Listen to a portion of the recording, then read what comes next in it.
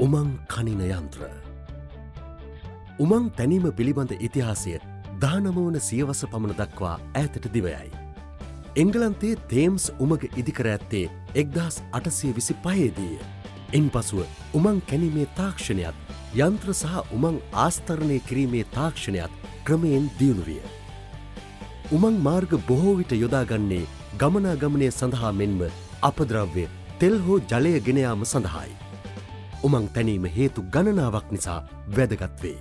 කඳුකර භූ ප්‍රදේශ හරහා මතුපිට මාර්ග තැනීමට වඩා උමං මාර්ග තැනීම වඩාත් ඵලදායී වේ. ජන සමාජයට වන බලපෑමද උමං තැනීම මගින් අවම කළ හැකිය.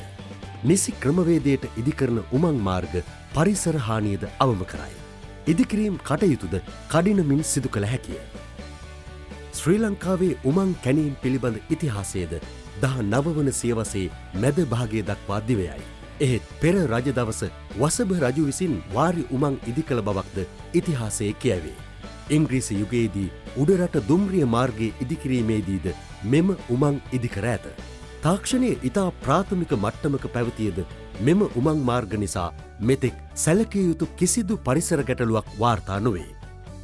පසුවද ශ්‍රී ලංකාවේ උමං ඉදිකිරීම සාර්ථකව සිදු කර ඇති අතර පොල්ගොල්ල උමග, ලක්ෂපාන උමග, කුකුලේ ගඟ හා ඉහළ කොත්මලේ යන උමං මේ අතර ප්‍රධාන වේ. එම උමං ඉදිකිරීම සඳහා යන්ත්‍ර භාවිත නොකළ අතර විදීම් හා පිපිරවීම් හෙවත් ඩ්‍රිල් ඇන්ඩ් බ්ලාස්ට් ක්‍රමය යොදා ගන්නා ලදී. පසුව ලංකාවේ උමං ඉදිකිරීම පිළිබඳ වඩාත් අවධානය යොමු වූයේ 2013 වසරේ සිට ක්‍රියාත්මක වූ උමා ඔය ව්‍යාපෘතියේ යාන්ත්‍රික උමං කැනීමත් සමගය. නිසි අධ්‍යයනයන් සහිතව සුදුසු තාක්ෂණය සහ උපකරණ යොදා ගනිමින් උමං කැනීම සිදු කළ යුතු බව මෙම උමා ඔය ව්‍යාපෘතියෙන් මනාව තහවුරු විය. මහවැලි ජල සුරක්ෂිතතා ආයෝජන වැඩසටහනට අයත් උතුරුමැද පළාත් මහ ඇල මාර්ගයේ ඉදිකිරීමේදීද කිලෝමීටර් 28ක දිග උමං මාර්ග කොටසක් ඉදිකිරීමට සැලසුම් වී ඇත. මෙහිදී නිසි අධ්‍යයනයන් යටතේ වඩාත් උචිත උසස් තාක්ෂණය යොදා ගැනීමට සැලසුම් කරමින් සිටී. මෙහිදී උමං කැනීම සඳහා භාවිත කරන්නේ TBM හෙවත් ලොව උසස්ම උමං කැනීමේ යන්ත්‍රයි. මේ එවැනි යන්ත්‍ර පිළිබඳ සහ ඒවායේ භාවිත තාක්ෂණය පිළිබඳ කෙටි හැඳින්වීමක් ගැන අපි දැන් බලමු. යාන්ත්‍රික කැනීම් සිදු කරන අති නවීන උමං විදින යන්ත්‍රයකට ව්‍යාපෘතියට ගැලපෙන සුවිශේෂී වූ ලක්ෂණ තිබීම අවශ්‍ය වේ. එවැනි ලාක්ෂණික වූ පුළුල් පරාසයක උමං කැනීමේ යන්ත්‍ර රැසක් අද වන විට නිර්මාණය වී තිබේ. එලෙස නිර්මාණය කරන උමං විදින උපකරණ සියලුම භූ විද්‍යාත්මක තත්ත්වයන් යටතේ ලෝකයේ සියලුම තැන්හිදී සෙන්ටිමීටර් 10 සිට මීටර් 14 දක්වා පමණ විශ්කම්භයක් සහිත උමං කැනීමේදී සාර්ථකත්වය ඔප්පු කර ඇත. ස්පාඤ්ඤයේ අගනුවර වන මැඩ්‍රිඩ්හි ගොඩරාමා උමගේ ඉදිකිරීම සඳහා එහි ඇති සුවිශේෂී අවශ්‍යතාවලට ගැලපෙන මීටර් 9.51ක විශ්කම්භය සහිත ද්විත්ව පලිහ කැනීමේ යන්ත්‍ර නිර්මාණය කර භාවිත කරන ලදී. මෙමගින් අධිවේගී දුම්රිය සඳහා කිලෝමීටර් 30ක් පමණ දිග උමං දෙකක් ගොඩරාමා කඳුවැටිය හරහා ඉදිකරන ලදී. කැපුම් පලිය දෙකක් සහිත ද්විත්ව පලිහ උමං කැනීමේ යන්ත්‍ර උමං කැනීමේදී තාක්ෂණික වශයෙන් වඩාත් අභියෝගාත්මක උමං කැනීමේ යන්ත්‍ර ලෙස සැලකේ. එහිදී විශේෂයෙන් උමං ආස්තරණය ගලපා ගනිමින් කොටස් ලෙස ආස්තරණය කරන බැවින් උමං මාර්ගයේ ඇති එක් භූ විද්‍යාත්මක තත්ත්වයන්ට ගැලපෙන පරිදි ඒවාට නම්‍යශීලී ලෙස වෙනස් විය හැක.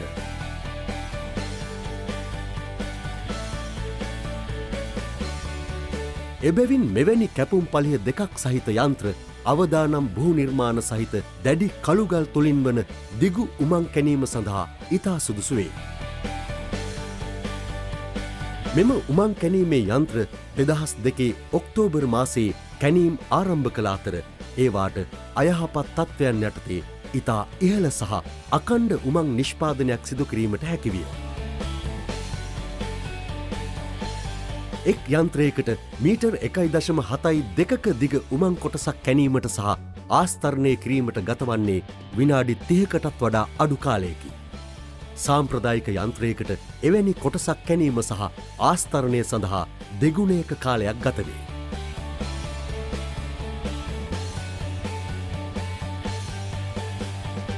ගොඩරාමෙහි භාවිත කළ ද්විත්ව පලිහ උමං කැනීමේ යන්ත්‍ර මීටර් 9.5 විශ්කම්බයෙන් සහ ආසන්න වශයෙන් මීටර් 250ක දිගින් යුක්ත විය. ද්විත්ව පලිහ උමං කැනීමේ යන්ත්‍ර විශේෂ වූ නිර්මාණාත්මක සැලසුමකට අනුව නිමවා ඇත. ද්විත්ව පලිහ යන්ත්‍රයක් යනු ඇත්තෙන්ම ජංගම උමං කම්හලකි.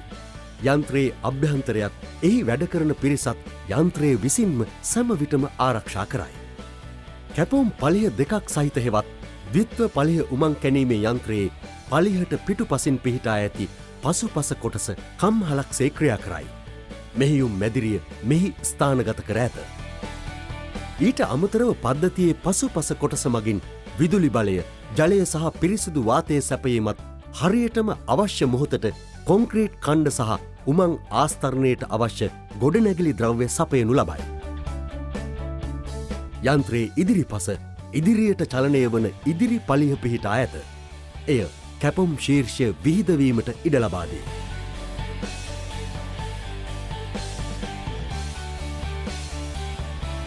යන්ත්‍රයේ පසුපස කොටස කැනීම් ක්‍රියාවලියේදී චලනය නොවේ.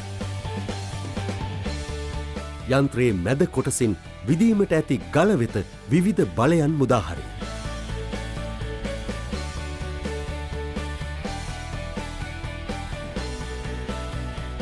වෙන්වෙන් ලෙස බලය යෙදවීම නිසා කැනීමේ ක්‍රියාවලිය තුළදීම උමං ආස්තරණයට කණ්ඩ සවිකිරීමට හැකි අතර මෙය සාම්ප්‍රදායික ක්‍රමයට වඩා මුළුමනින්ම වෙනස්ය.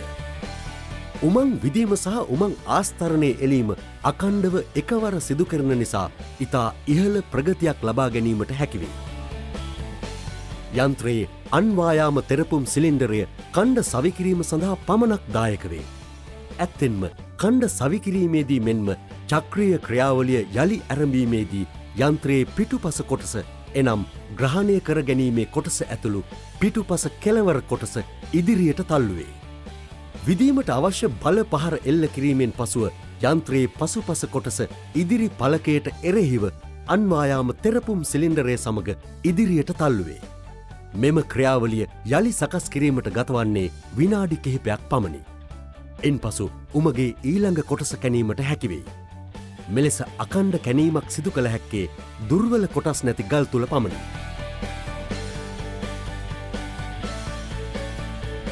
එබැවින් දුරේක්ෂීය ඉදිරි පලිහ විවර කළ හැක්කේ ස්ථාවර පාෂාණ තත්ත්වයන් යටතේ පමණි. ද්විත්ව පලිහට දුර්වල පාෂාණ කොටසක් හමු වුවහොත් දුරේක්ෂීය ඉදිරි පලිහ පසුපසට තල්ලුවේ. සම්පූර්ණ කැනීම් යන්ත්‍රය ඉදිරියට තල්ලුවන්නේ උමං ආස්තරණයට තද වී ඇති අන්වායාම තෙරපුම් සිලින්ඩරය මගින් පමණි. මෙවැනි කැනීම් කොටස් ලෙස සිදු කරන අසම්බන්ධ කැනීම් ලෙස හඳුන්වයි. එහෙත් සාම්ප්‍රදායික තෙරපුම් පලිහකට හැකිවන්නේ සම්පූර්ණ උමං වලල්ලේම කණ්ඩ සවිකිරීමටයි. මෙම ක්‍රියාවලිය මගින් දෝෂ සහිත තත්ත්වයන් යටතේ ඇතිවිය හැකි අනතුරුවලින් ආරක්ෂාව සහතික කරන අතර යන්ත්‍රය අදාළ භූගෝලීය තත්ත්වයන්ට ගැලපෙන පරිදි වෙනස් කළ හැකි අතර ඕනෑම අනතුරුදායී තත්ත්වයක් යටතේ ක්‍රියා කිරීමට අවශ්‍ය පසුබිම සකස් කරයි.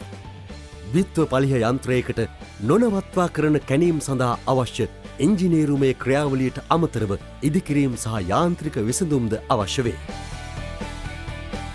යන්ත්‍රයේ කැපුම් ශීර්ෂය වෘත්තාකාරව සකස් කරන ලද සහ සංඛ්‍යාත මගින් පාලනය වන විදුලි මෝටර මගින් ක්‍රියා කරයි. මෙම විදුලි මෝටර මගින් කැපුම් ශීර්ෂය ධාවනය කරවයි. මෙහි සවිකල ධාවන ධාරිතාවය කිලෝවොට් 5500කි.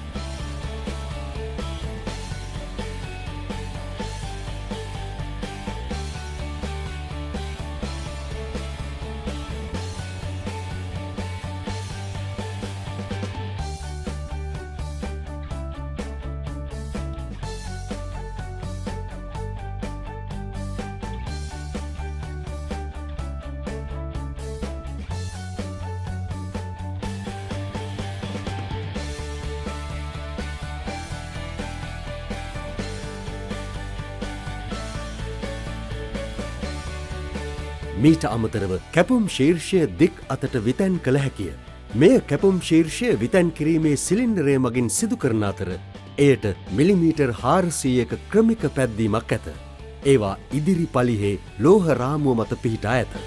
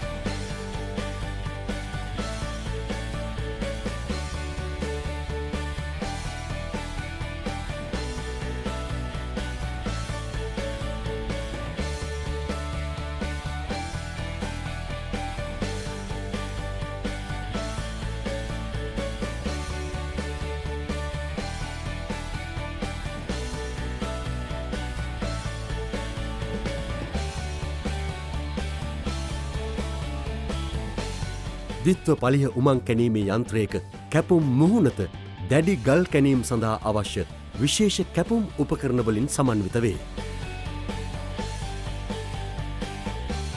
කැපුම් රෝධයෙහි පිහිටා ඇති අඟල් 17ක විශ්කම්භයෙන් යුතු කවපෙති ලෙස හඳුන්වන යකඩ රෝල් 60ක් කැපුම් ශීර්ෂයේ භ්‍රමණ චලනයට අනුව උමං මුහුණතේ ගැටේ.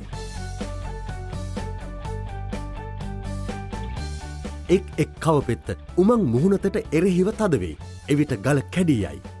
කනින ලද ද්‍රව්‍ය නැතහොත් කැබලි උමගේ පතුලට වැටේ.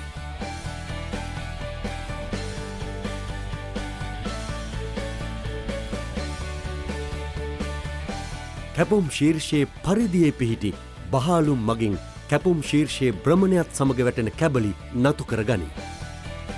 ඉන්පසු ඒවා කැපුම් ශීර්ෂයේ මධ්‍යයේ පිහිටි ප්‍රවාහකයකට යොමු කෙරේ.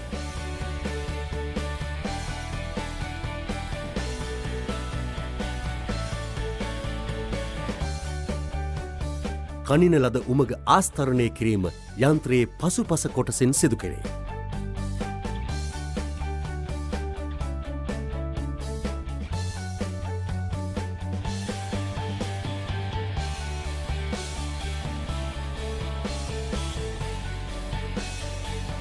සම්පූර්ණ උමං වලල්ලක් පෙර සවි කරන ලද කොන්ක්‍රීට් කොටස් 7කින් සමන්විත වේ.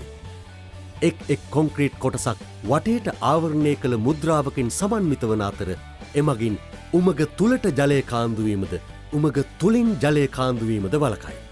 එමෙන්ම එය දුර්වල පාෂාණ කොටස් උමග තුලට කඩා වැටීම වළක්වයි.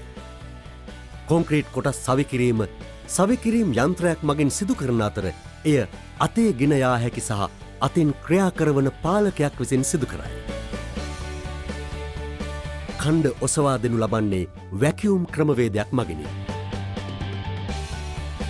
මෙයින් වලල්ල ආස්තරණය කිරීම නිමවන අතර වලල්ලෙන් වලල්ල උමග ඉදිකෙරේ.